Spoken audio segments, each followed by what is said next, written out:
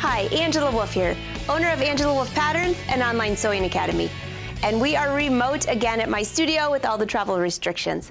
So in this episode, I'm going to show you how to make a couture lace trim. So I embroidered all of this trim, attached it to the jacket before I sewed it together. So let me give you some ideas for this. So here's an example. This is one that I'm starting to work on. You can see it looks beautiful with this fabric. And what I have here is tulle and wash away mesh stabilizer. So this feels like fabric. It's not the sticky back. It just feels like fabric. And this is tulle, which you can see here. This is a little bit different than when I showed how to do the inserts. The embroidery is the same, but the process is a little different. So the first thing you need to do is decide where this is going to go. So let's go back at this jacket and let me give you an example. So here, before I could start, I needed to measure how high my embroidery was going to go. So maybe this went all the way up to the collar. It doesn't matter. What you would need to measure, I'm going to need at least this much in length. And then if I'm going to stop at the side or I'm going to go all the way around, you need to measure that as well. The reason for that is, if you look closely here, you're going to embroider everything onto one piece of tulle. Now you could always piece things together. So here's one similar to what I put on the jacket. You could piece these together, but as you can see, the embroidery that I chose can make one continuous line. So ideally, if you have those measurements, then you can go back and just keep embroidering one big piece that can connect to the jacket. So I have corners for the bottom corner. How about take a look at the sleeve? That's another one that I did all in one, but you have to have the measurements for that. So let me just show you how to hoop using a magnetic frame. It's really simple and it's easy to maneuver your fabric around. So first of all, you need to cut your fabric wider, much wider than we would with just little inserts, okay? So as you can see here, I've got a lot more tulle over here that I can use to be able to continue to go around the jacket if that's what I chose to do. So I'm going to set this to the side for now. So with the stabilizer, it only comes in certain widths, but if I know that I'm going to have a piece that's really wide, I might go this way and then don't cut this off. Keep it going, because then I can slowly piece this together and move the fabric. So you'll have your stabilizer on the bottom, and here's some tulle. I keep a big piece because tulle is very inexpensive, and instead of laying this out and trying to measure, I use the stabilizer more so as that, because it's really hard to see on this tulle fabric. All right, so if I were to start my design, and I wanted to start here and go that way, that's the idea for this one. So you can see the tulle, it's very wrinkly, and you need to make sure it's nice and flat. So with this magnetic frame, you just pop this into place.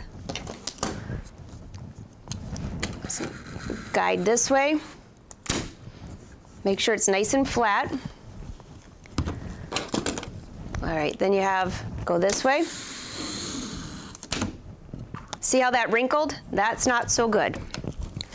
So pop that back off and make sure that it's nice and tight. There we go. And now this end here. So go back, double check that everything's laying nice and flat, which it is. Got my whole batch of fabric over there. And now you're going to go and put the little pieces on. This frame makes it so easy to design your own fabric, because when I'm finished embroidering this section here, you simply remove the magnets and slide your fabric down or up or around or whatever you're doing.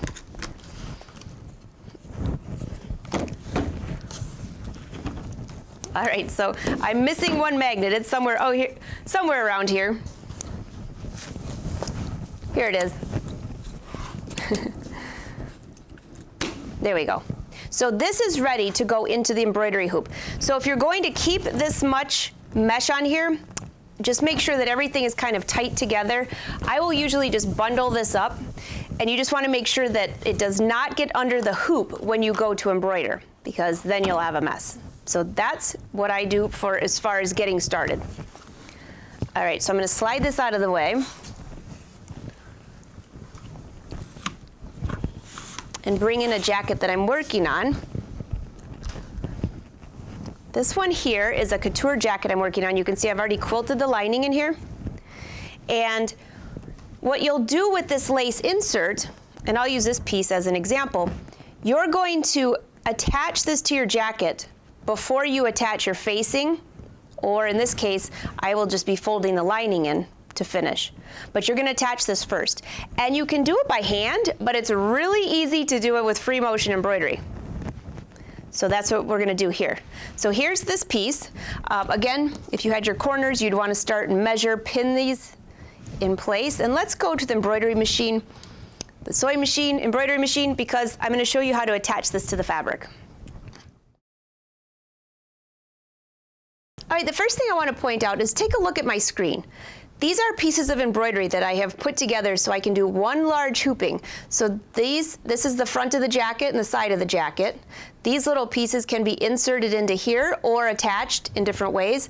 So I just like to grab a hoop and embroider a ton of these pieces, and then when I trim these, make sure that you leave enough tulle on each side so you can actually attach it to your fabric. All right, so if this is the front of the jacket, you would line the edge up to wherever you wanted it to go on your jacket. So if you're going to be attaching facing, make sure you leave it out of the seam allowance area. Actually, this is the right side. You can see I used just a lighter purple on the back. I thought that doesn't quite look right. Here we go. All right, so here's my tulle right here, and here's my tulle. So it might be a little hard for you to see. I'm using pink thread so you can see what's going on. I'm going to go back to into the sewing section, and up here I'm going to lower the feed dogs. Right now I just have it on a straight stitch, which is fine, and I would have this entire piece on my jacket, but I'm just going to show you this in a little area here. First thing you would do is start at the closest edge to where your facing is going to go, or the front of your jacket.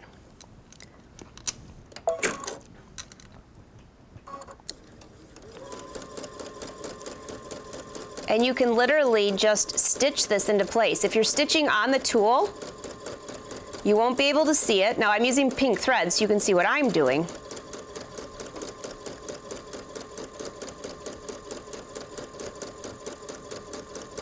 You see that? Now you could go as fast as you want, but for this, I'm just gonna stop for a second and just show you. Because I started that side, I can easily get in and out of these. Now, that isn't the neatest stitching ever, but you can see my pink thread. If you're using a color that blended in with your fabric, you would not see that. All right, so it's attached there. Now what do you do? So let's just say this is the front of our jacket, or your sleeve insert, and this is going towards the inside of your jacket. So now, I always like to work from this side of the design going in. It just seems to be a little bit easier. And let's go ahead and stitch around these flowers.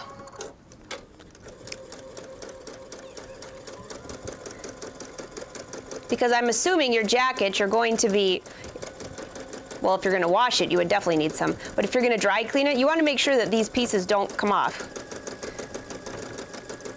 Now again, if you're using thread that matches, you don't have to be as particular about maybe you hit the embroidery a little bit.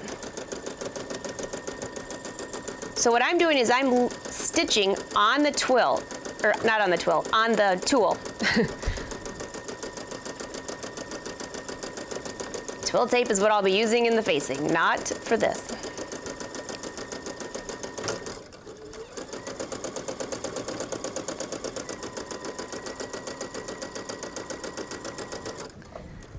Okay, let's see what we have so far.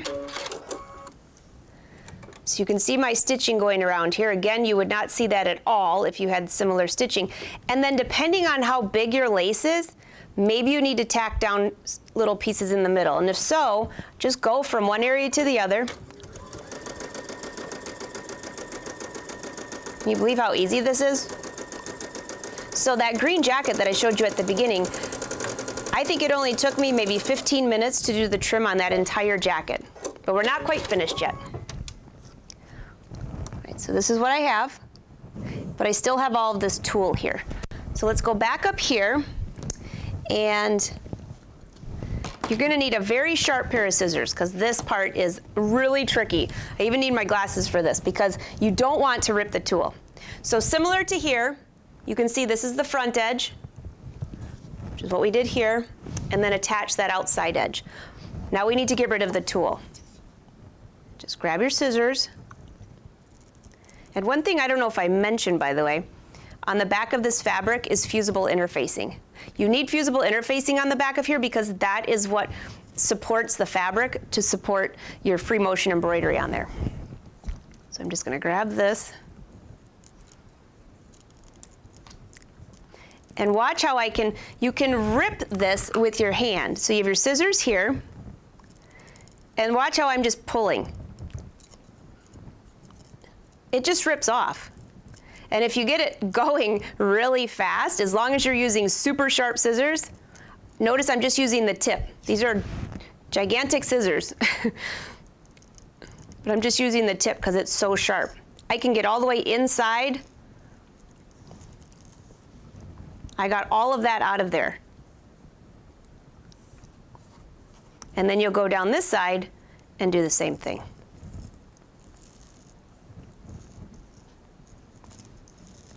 This is actually my favorite part. Ripping it away. All the tulle is gone and all you see is lace. And that's how simple it is to embroider your own lace and embellish a jacket that makes it look very expensive.